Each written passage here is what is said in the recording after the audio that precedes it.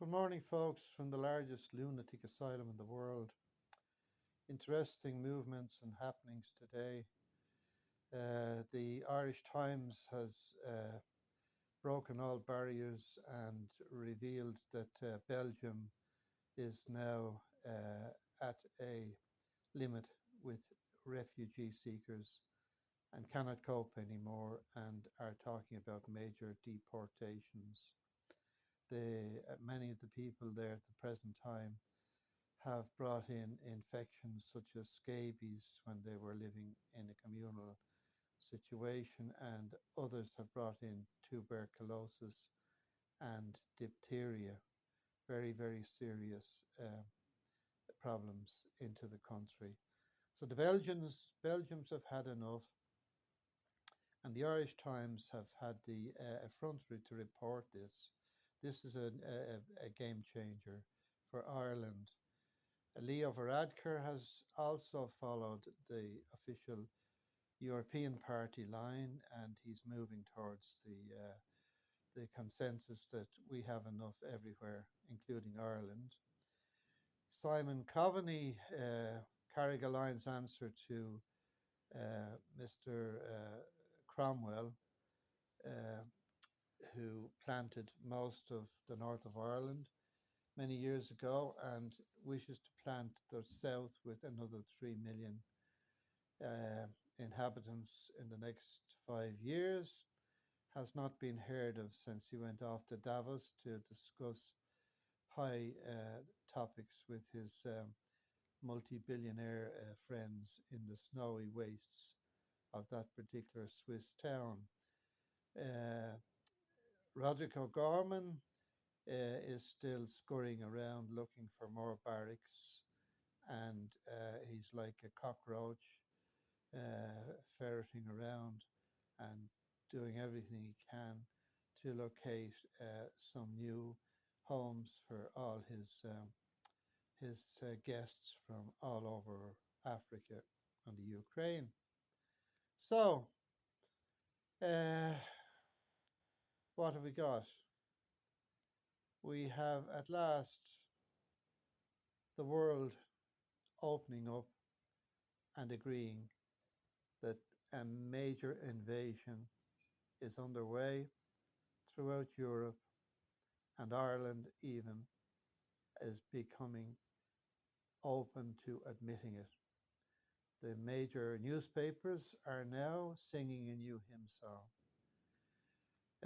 What next? Well, God knows. Maybe RTE will even come out uh, with one of their reports, primetime reports, that Ireland is full. We've had enough.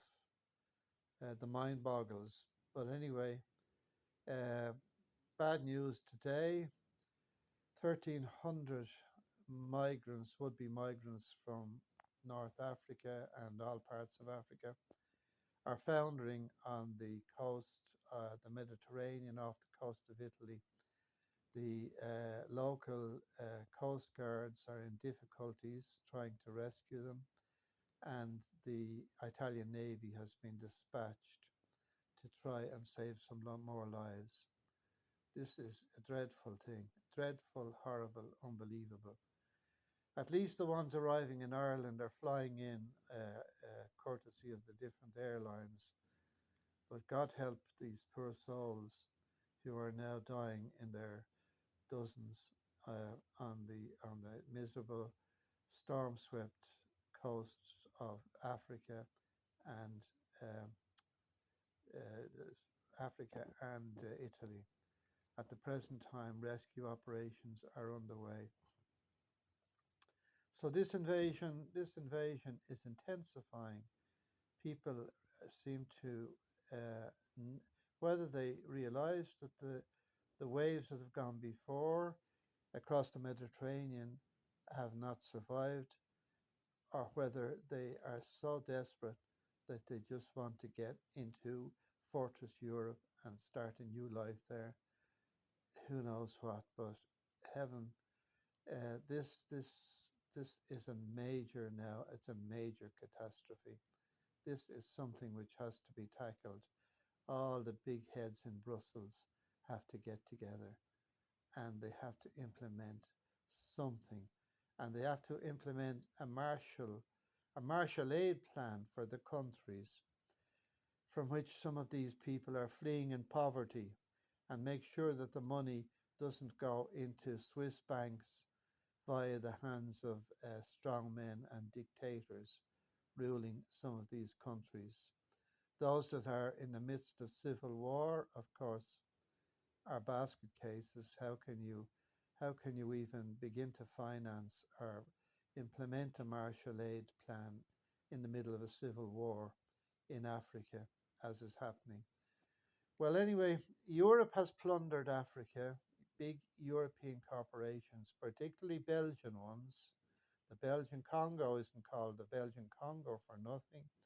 The Belgians plundered the Belgian Congo. They took all its resources, mineral wealth, copper, diamonds, everything. And the kings and the wealthy people in Belgium grew fabulously rich from the poverty of the people who are now trying to cross the ocean, across the seas, cross the Mediterranean, and look for a better life. Well, they're not going to get it at the doors and palaces of the filthy rich people who have already made billions in Africa, and their wealth is in Switzerland too. So, this is the world we live in. And anyway, I've nothing more to say today, boys and girls, and I just leave you with a sad prayer for those who are suffering, and hope that some of them will be rescued from their watery graves off the coast of Italy. Goodbye from the biggest lunatic asylum in the world, and thanks for listening. Don't forget my website, the the deadliest ever Irish coalition government Facebook. Cheers, bye.